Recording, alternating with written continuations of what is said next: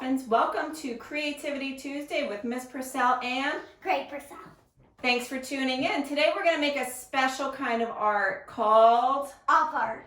And what's op art, Greg? It's when an artist uses shapes and colors to play tricks on your eyes. Ooh, do you know another word for op art?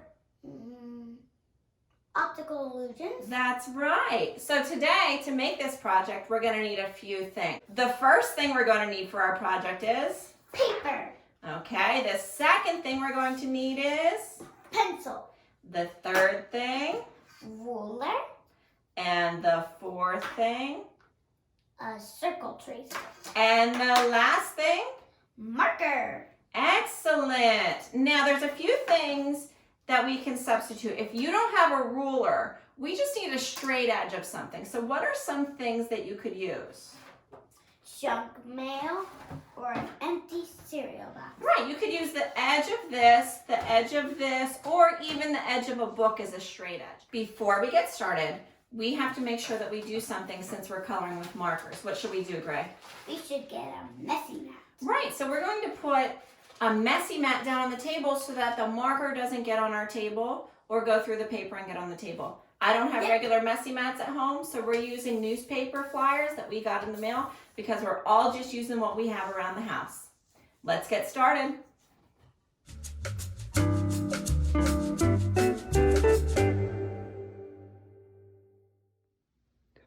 Step one is to turn your paper horizontally on top of your messy mat. Use your straight edge to make a bunch of vertical means up and down, lines across your paper.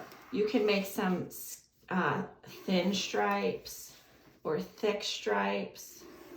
So it's hard for you to see what I'm doing because I'm doing it backwards. So if you go like this, you can see where you're making your lines. But you can vary how close and how far they are. You can have some that are really far apart from one another and some that are really close. I think I'm going to add one more on this side. How you doing, Gray? Good. So see how she's just holding her ruler still with her hand that she's not drawing with? That's how we keep our straight edge still. We have to hold it still. You're doing a great job, Gray. Think one more and I'll be done. Awesome. So now all your stripes are pretty much the same size. Mine are all different size. And you know what? They're both perfect because we both did our personal best. Okay. Now we're ready for step two. For step two, you should have a variety of circle tracers. Variety means many different kinds. Yep. So I gathered a bowl, a cup, and these are two tops for mason jars. You can use anything that's circular laying around your house. But you're going to use your tracer. You're going to turn it upside down if it's a bowl or a cup. You trace around the side. This would be too big. And then you get another circle tracer. Gray, you can use whichever ones. You should at least have 3 different circles on your paper. 3 different sizes and 3 circles. If you have more, that's cool. But you have to at least have 3. Try to find 3 different things in your house that are different sizes and that are circles. So you have 1 more yet, Gray, and then you'll have 3, just like me.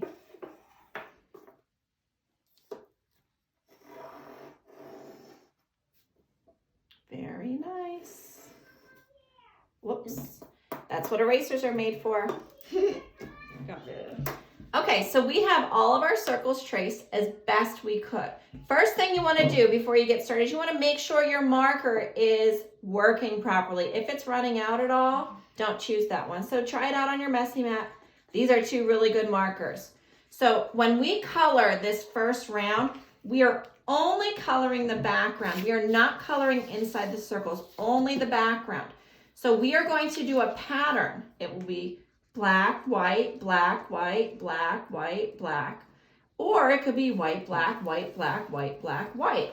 So I'm actually going to start with white and I'm going to do this one in black. So when you color with a marker, the tip is for fine coloring and the side is when you want to use, when you want to cover a lot of area. So I'm going to first trace around the edge of the stripe I'm coloring. Remember, don't go inside the circle trace your edges. And then I'm going to use the side of the marker to make nice straight lines. When I do this, I kind of imagine that I'm mowing the lawn and having nice straight lines.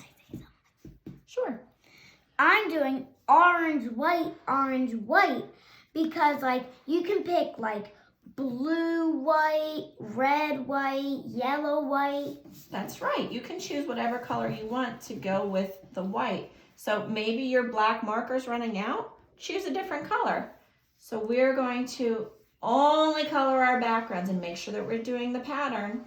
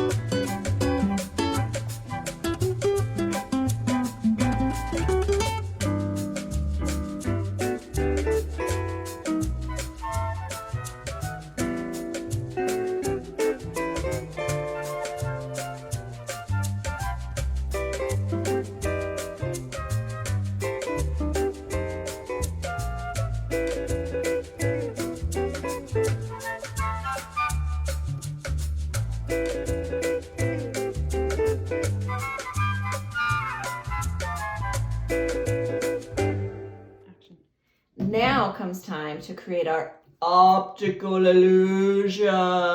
Woo! Now to make the optical illusion, what you have to do is color the opposite stripe inside of the circle. So if this background is white, that means that this circle would be black. So you do the same kind of coloring. You trace the edge of the shape and then you mow the lawn. Back and forth. Back and forth. I wish I did my color white. Same for the next one. So if the stripe is black, you leave the circle white. If the background stripe is white, you make the circle black.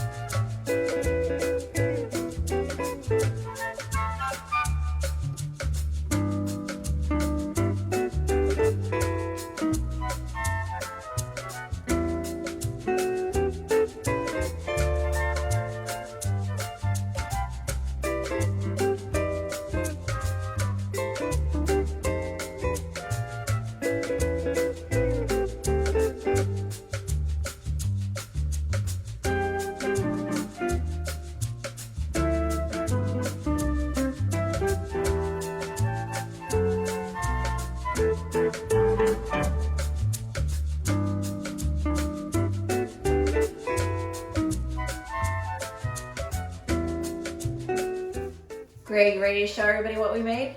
Yes! Ready? Done. Done. Done. Done. didn't you? Pretty neat coloring. Now we used markers today to color these, but you can use colored pencils or crayons or even just a pencil or a pen to color in your optical illusions. If you don't have regular white paper, you can also use the back of junk mail paper that you get, as long as it's clear on the back. So have fun creating. I hope you enjoy making your optical illusions. Hey, I just noticed something. We're optical illusions. Optical illusions? Ooh.